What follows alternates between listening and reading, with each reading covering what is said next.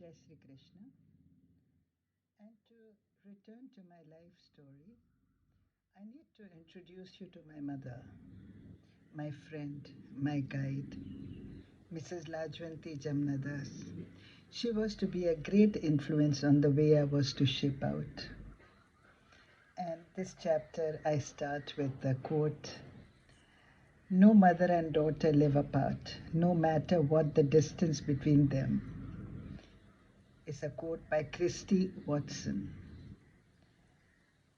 So, to continue, my mother and I had a very strong karmic connection. As I have mentioned earlier, I lost my father when I was very young. My sister, being older to me by 7 years, got married at an early age and stayed overseas.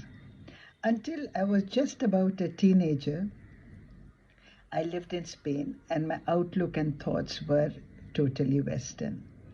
After my sister got married, my mother decided that I needed to be introduced to our rich Indian heritage. So I returned to India. My mother was deeply religious. She spent most of her time going for spiritual discourses. She would not leave me alone at home, hence, we would strike a deal. If I went with her for a religious gathering, she would allow me to go somewhere I enjoyed. At the spiritual discourses that I was made to attend, my mind would wander to whatever was fancying me at the moment. But somehow, somewhere, sometimes, a sentence would find its way into my intellect. Questions within me would surface. Initially, the questions overflowed, probably to argue, to prove myself right. But as I came across scholars in front of whom my arguments seemed to have not a chance, I realized the ocean of wisdom that Hinduism is. Mummy's Ishta Deva was Krishna, but she had deep faith in the Guru Granth Sahib. I would sing with devotion at Janmashtami and Radhashtami functions and pay my respects to Guru Nanak Dev. So I grew in the company of Krishna and under the benign grace of the great Gurus. Mother was the instrument for instilling a spiritual interest in me. Mother was extremely independent. She lived alone after my marriage. Did I say alone? No. She would spend time traveling to the abodes of the various deities, be it the lofty Himalayas or in southern Bharat Desh.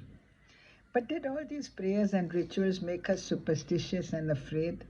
No. Love and faith in her life were paramount. She always concentrated and thanked the Lord for the glass half full than rather it being half empty. Mother gave me the gift of learning to be grateful and the capacity to love despite odds. The last years of her life she withdrew into herself.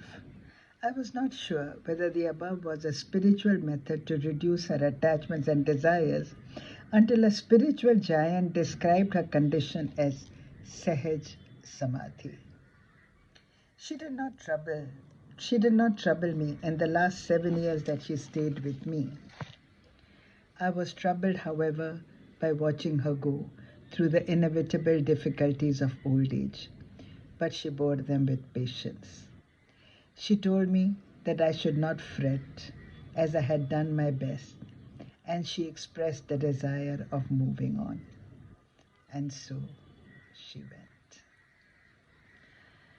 So, in the coming chapters, I will be introducing you to some of the masters that came into my life, and of course, some more incidents in my life. I hope they inspire you, but more than inspiring, I hope you think of the various instances that you may have forgotten where you had these kind of experiences. I'm sure you did.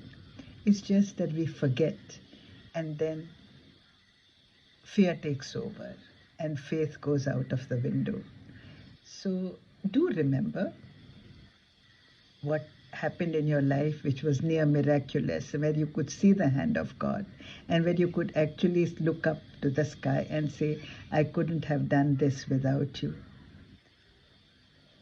But before I go, if you are enjoying what I'm saying, Do like, comment if you must, if you will, and subscribe.